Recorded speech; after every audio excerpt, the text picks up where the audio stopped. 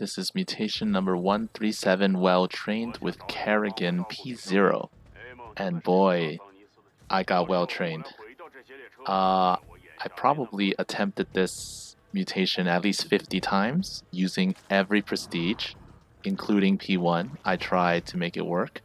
It couldn't because of aggressive deployment. It didn't really work. It kind of worked. I got to the last wave and I died, and then I couldn't repeat that feat again. Now, I tried P3, and P3 is great, but it gives you a lot more money. But until you get an army to help you kill, you don't actually earn more. You don't actually get more resources because the number of things you can kill during that time is just so limited, especially with Avenger. And so I decided to go with P0 because P2 dies really fast. So you need to hit 5 times before you can charge up, and that's in that time the Avenger enemies might kill you. So if you just keep attacking them, you don't do enough damage. If you try to stun them, yeah, you stun them, but they will get you. Like after the stun is over, they'll kill you because you get so few shields. Alright, first wave is here. Kerrigan comes out. We're gonna break the rocks quickly and then come back. Alright, here we go. Kill that, kill that. Against Protoss, for some reason, aggressive deployment comes every 2 minutes and 5 seconds instead of every 2 minutes 10 seconds like it should. So yeah, that's kind of annoying. So over the course of one match, you're probably gonna face one extra aggressive deployment wave. Anyways, we're gonna just basically slide back and forth. If possible, I want to slide through the trains because that gives me, that allows me to do more damage. So I'm not sure if sliding through the trains does more than just jumping on it, but I'm doing that and it's been working pretty well. And you can hit enemies in the middle. Simulation Aura comes off cooldown here. I've done this so many times that I kind of know when the timings are. I had a pretty specific plan for this one. You'll see in a moment. I tried Ultralisks. I tried Ultralisks against Ground Zerg, and I got to like the last wave. With a save load, I was able to beat it, but then I could never even get to that last wave. So, Ground Zerg, the Ultralisks are just so freaking strong. This one, we're fighting against Shadow Disruption because it's the weakest Protoss comp. Okay, almost dying, so let's run away. Get lurkers. The plan is to let the lurkers do the work. But they have observers. Yeah, well, that's why we have a special plan to deal with them too. Fortunately, both aggressive deployment waves spawn at the top. Alright, so let's go. Let's go to the bottom and start whacking.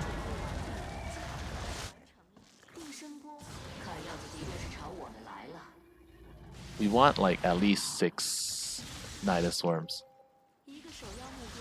Alright, kill that train, focus it down. I saw that I was almost dead, so I decided, oh, let's get a few more resources, and then, yeah. Let's go, run away, okay.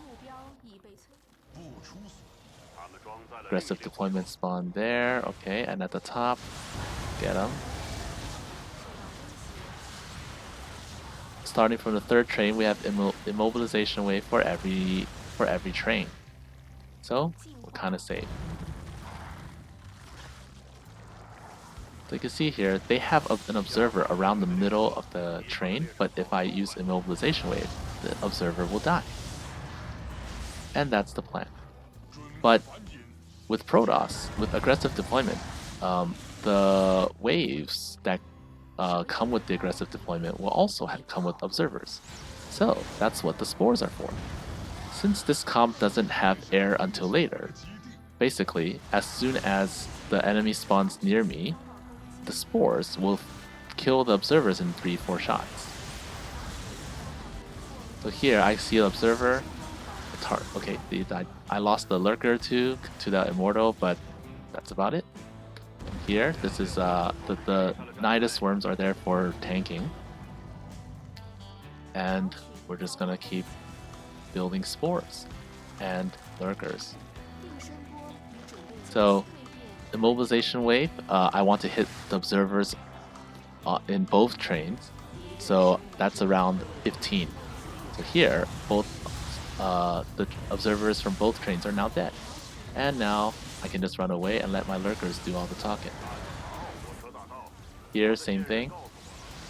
The splash damage was from the lurkers getting hit was due to splash damage.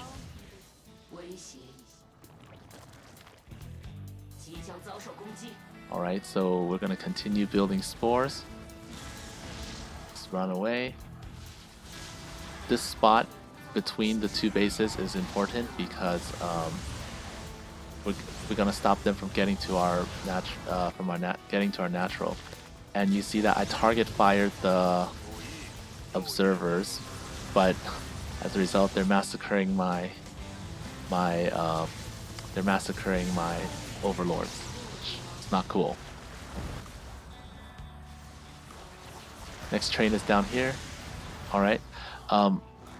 As soon as the wave comes, an observer is there, so the disruptors get to shoot my lurkers, but that's about it. There, the mobilization wave kills the observers, so now we're free to run around and just kill everything else.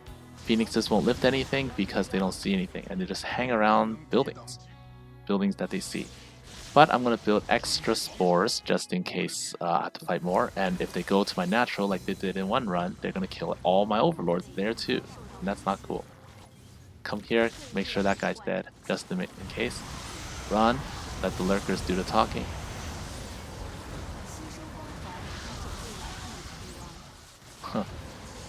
Disruptors dancing in a circle. Alright.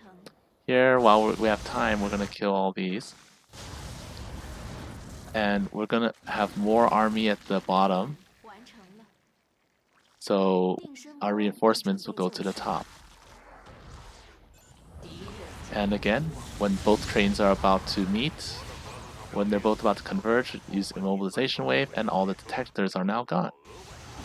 Kerrigan died because I didn't pay attention for 1 second, and I was worried, but I decided to focus fire the observer, and now everything is fine.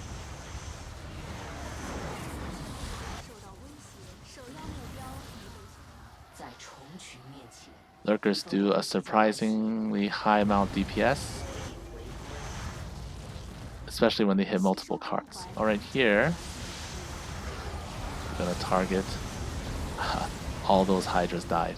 Oh my goodness. But that's fine, I guess. And we have one more wave.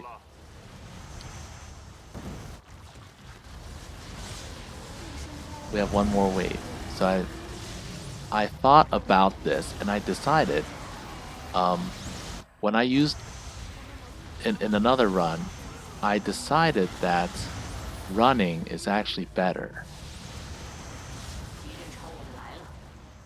So actually, right before they come, I decide to run because I want to use my I want to stop this 7-7. Otherwise, I will have to deal with two 7-7 waves at the same time. There's a 7-7 wave that comes with the train, and a 7-7 that comes with the attack. I didn't want to deal with both of them, so I decided that I'm just going to deal with one of them at a time.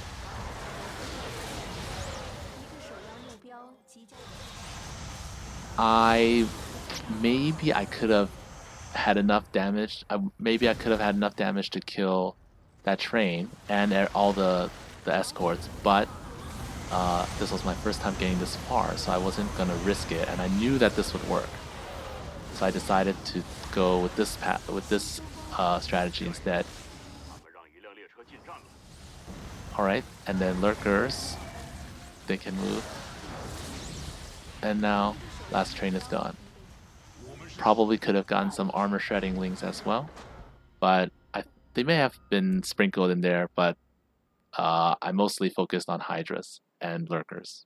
Anyways, that was a really tough one.